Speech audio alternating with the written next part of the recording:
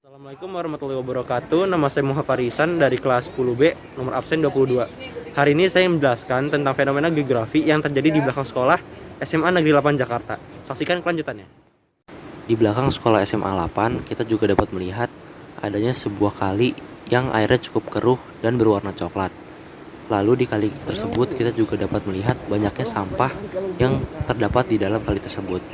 Lalu arus di kali tersebut juga cukup deras dan ketinggian airnya juga cukup tinggi. Hal tersebut dikarenakan kali tersebut baru saja mendapat kiriman air dari Bogor tadi malam. Lalu di pinggir-pinggir kali tersebut kita juga dapat melihat banyaknya rumah yang cukup kumuh di samping kali tersebut. Fenomena yang selanjutnya adalah banyaknya sampah yang terdapat dalam kali. Sampah-sampah yang banyak ini dapat menyebabkan kebanjiran nantinya. Sampah-sampah ini bisa disebabkan oleh banyaknya rumah-rumah warga seperti berikut di samping kali. Sampah-sampah ini bisa disebabkan dari sampah rumah tangga dan lain-lain. Lalu selain banyaknya sampah di dalam kali ini, juga terdapat kesenjangan sosial seperti contohnya rumah tersebut, dan jika kita melihat di sebelah sini ada rumah yang sangat berbeda, di mana yang satu lebih layak dari yang lain. Lalu di samping kali kita juga dapat menemukan tanggul air dan juga pipa-pipa air. Untuk selengkapnya kita dapat menanyakan dan mewawancarai petugasnya. Kita ketahui banjir ini kan disebabkan oleh curah hujan, kemudian juga disebabkan oleh kiriman, ya hujan juga. Nah, pada umumnya di Jakarta ini kalau memang ada kiriman dari Bogor sehingga tinggi muka air TMA atau tinggi muka air daripada ke Ciliwung naik, maka kita akan lakukan yang pertama adalah penutupan pintu air. Nah, ini berfungsi untuk apa? Supaya air yang dari sungai Ciliwung tidak memasuki ke wilayah warga. Di situ adanya PHB atau aliran penghubung. Nah, dari situ setelah kita tutup, air yang dari warga atau saluran penghubung itu kita alirkan, kita masukkan ke dalam namanya kolam olakan.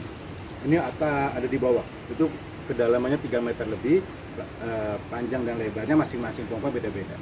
Di sini kurang lebih panjang 12 meter, lebar bisa 8 meter, kedalaman 3 meter. Ntar kalau air yang dari warga yang kita alirkan ke air olakan sudah penuh, maka seperti yang saya lakukan tadi, adanya penyedotan secara berkala. Sehingga supaya apa? Supaya air tidak menggenangi saluran dan seterusnya. Kalau mungkin ada dari tahun 2020 itu banjir itu dulu ada ketahui ketinggian air itu bisa sampai segini. Ini sengaja dibatasi. Ini ketinggian air Ciliwung pada Januari 2020 segini. Ini semuanya tenggelam.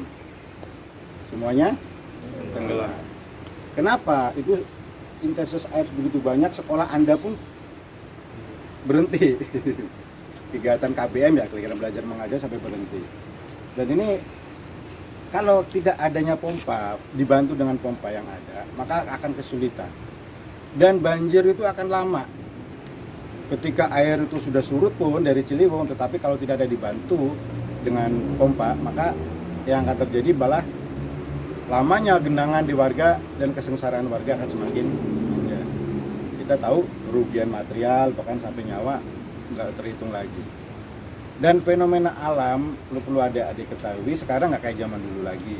Kita sudah susah memprediksi ini musim kemarau atau musim hujan karena ini seharusnya sudah masuk musim kemarau, tapi pada kenyataannya kita masih bisa menemukan hampir setiap hari di Jakarta itu sore itu terjadi hujan.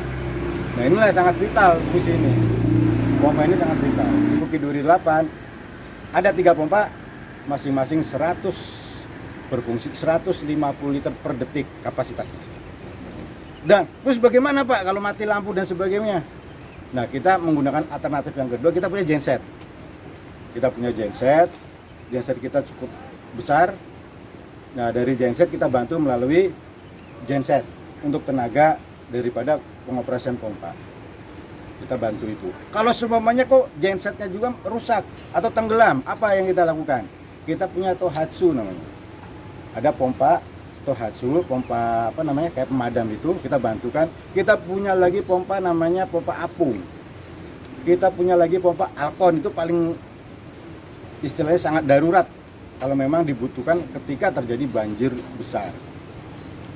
Dan di samping itu juga kita berkewajiban memberikan informasi kepada warga di sekitarnya tentang kapan air itu akan datang, kapan bagaimana penanganannya ketika terjadi banjir, sehingga kerugian material yang diderita oleh warga tidak sampai, syukur tidak ada, kalau ada pun bisa diselamatkan. Cukup sekian penjelasan yang dapat saya sampaikan, kurang lebihnya mohon maaf.